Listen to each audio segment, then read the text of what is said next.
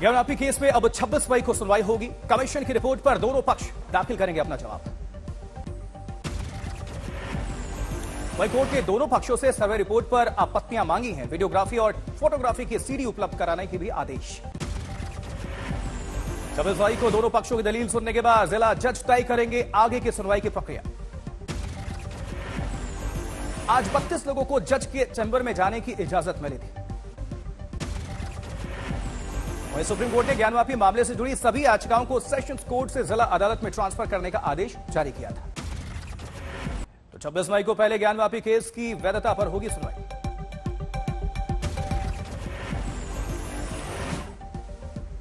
हिंदू पक्ष ने की है श्रृंगार गौरी की रोजाना पूजा अर्चना की मांग। वजू खाने में मिले शिवलिंग की पूजा का अधिकार भी मांगा है।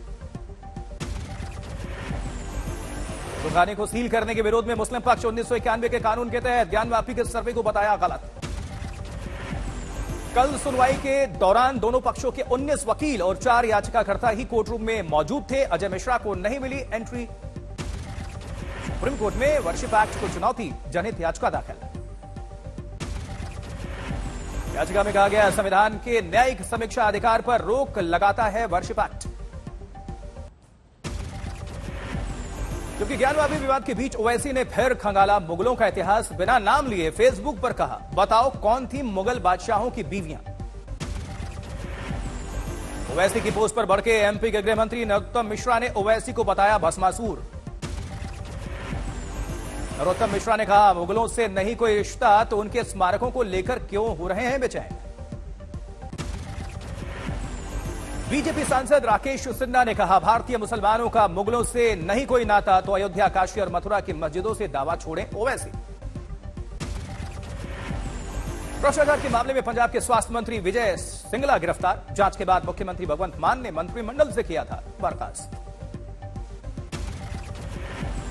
कुतुब मीनार परिसर 9 जून को आएगा कोर्ट का फैसला। हिंदू पक्ष ने मांगी पूजा की इजाजत। कहा, कई मंदिरों को तोड़कर हुआ कुतुब मीनार का निर्माण। हिंदू पक्ष की दलील, कुतुब मीनार में देवताओं की मूर्तियां, 1600 साल पुराना लोहे का पिलर, पूजा की वस्तु, स्तंभ पर संस्कृत में श्लोक मौजूद।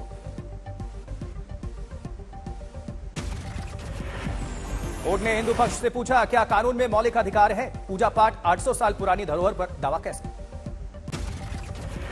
कुतुब मीनार मामले में एएसआई ने दिल्ली की साकेत कोर्ट में दाखिल की रिपोर्ट। हिंदू पक्ष की याचिका रद्द करने की मांग।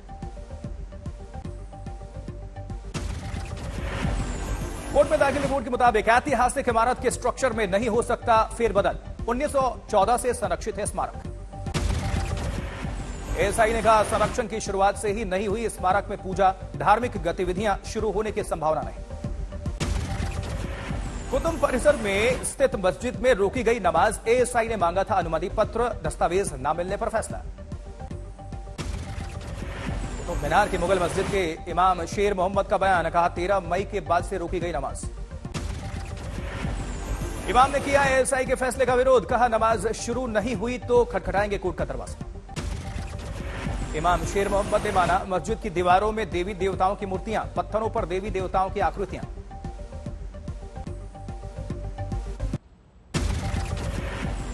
मौलाना ने कहा, 20 साल पहले भी हिंदू संगठनों ने उठाया था मुद्दा। प्रशासन ने मुस्लिमों के पक्ष में दिया था फैसला।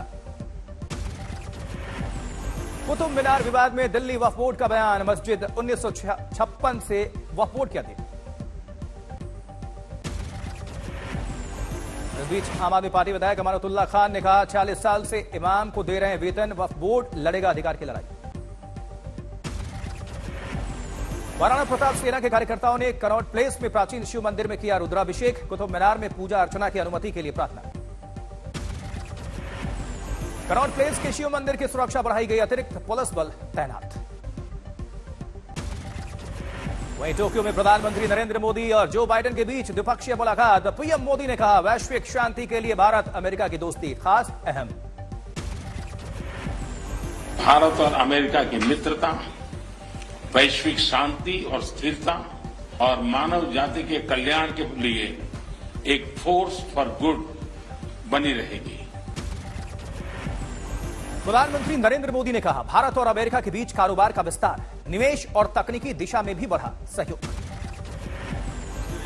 बीच ट्रेड और निवेश में भी निरंतर विस्तार होता जा रहा है, यद्यपि ये हमारे पोटेंशियल से अभी बहुत कम है।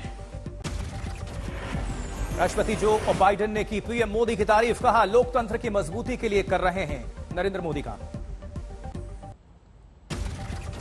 Looking forward to continuing our conversation today. Mr. Prime Minister, there's so much that our countries can and will do together, and I'm committed to making U.S.-India partnership among the closest we have on earth. President Biden ने कहा corona काल में मोदी सरकार ने किया शानदार काम, चीन महामारी से निपटने में रहा नाकाम। Clean energy initiative. It's important work in India supporting vaccine production, clean energy initiatives, and I'm also glad we're renewing the Indo-US Vaccine Action Program. राष्ट्रपति बाइडेन ने कहा दुनिया में भारत और अमेरिका के रिश्ते सबसे करीबी, साथ मिलकर काफी कुछ किया, आगे भी जारी रहेगी साझेदारी। भारत और अमेरिका के बीच जारी रहेगा Indo US vaccine action program, Biden ने रिन्यूअल पर जताई खुशी। वहीं टोक्यो में क्वाड देशों की बैठक में दिखा 4 देशों का दम, पीएम मोदी ने कहा मित्रों के बीच होना सौभाग्य की बात। प्रधानमंत्री नरेंद्र मोदी ने कहा कम वक्त में क्वाड ने बनाई अपनी अलग जगह, आर्थिक समन्वय और सहयोग बढ़ा है। क्वाड बैठक में बोले पीएम मोदी हम सबका साझा उद्देश्य कोरोना काल में भी मिलकर किया काम।